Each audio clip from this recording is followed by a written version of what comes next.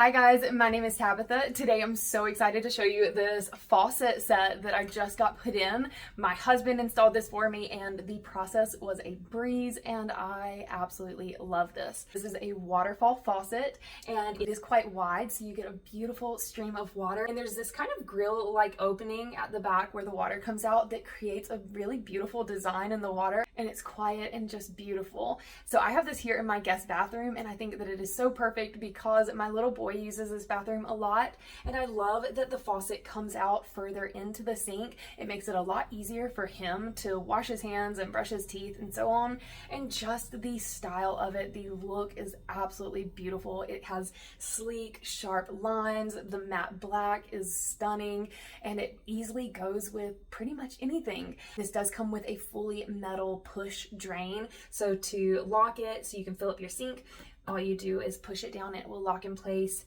and same for opening it back up. Another thing I love is just simply having the two separate control knobs for hot and cold water. It makes it really easy to adjust the temperature, and they are marked really subtly to know which is which. So this is just with a little bit of water running.